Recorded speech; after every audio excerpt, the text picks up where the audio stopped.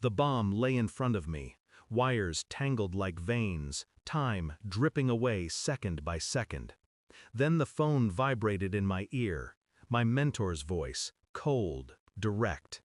The terrorists who built this, they have your son. They're broadcasting his execution live in 2 days. I froze. My hands hovered over the wires. He didn't pause. We've located their cell. All 30 are in one building. Make sure none of them leave alive. We'll deal with the fallout later. The line went dead. I stared at the device beneath my hands. One wrong move and Paris became ash. But his words cut deeper than any detonation. My son. 2 days. 30 men. And a command that sounded less like an order and more like a verdict. When I got back to the safe house, the silence pressed heavy.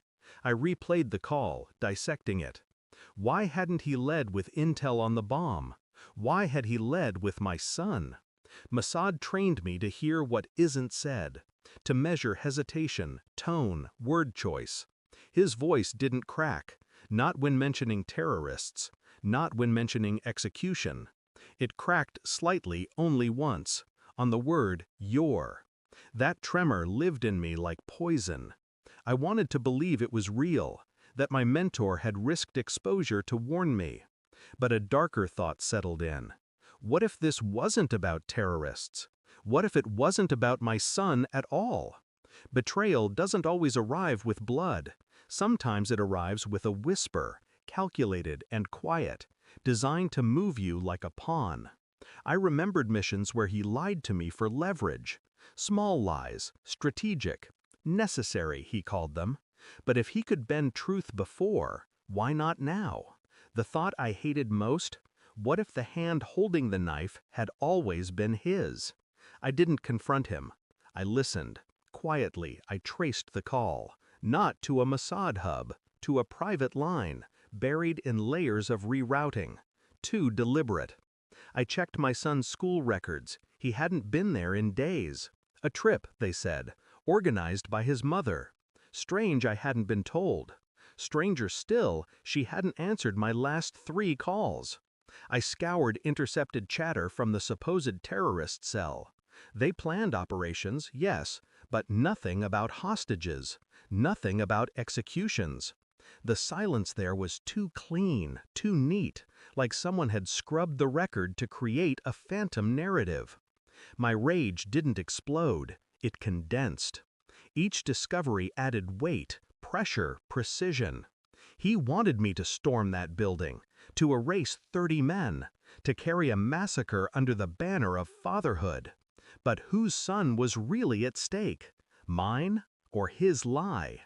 The truth arrived not in fire, but in a folder. An analyst I trusted slipped me data, DNA, paternity cross-checks, classified personnel records. One sheet stopped me cold. My son wasn't mine.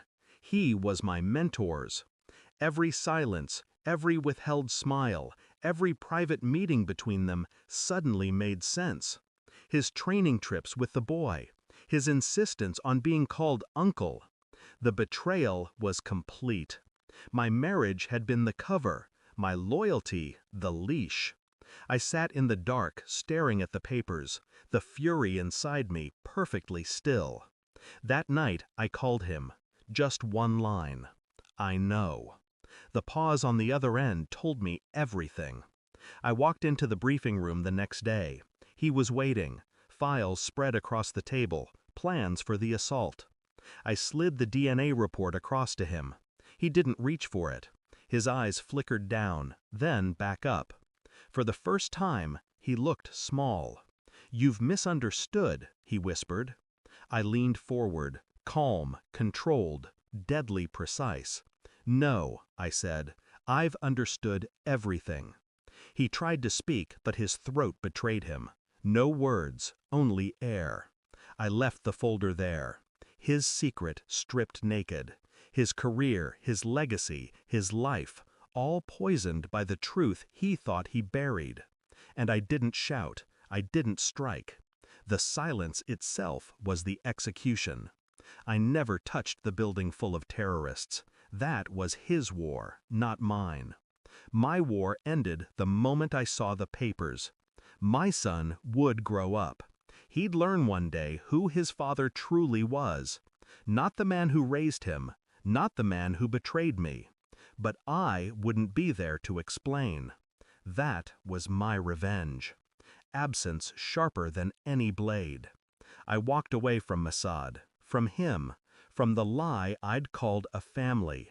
No anger, no grief, only clarity. Betrayal doesn't need blood, it only needs truth.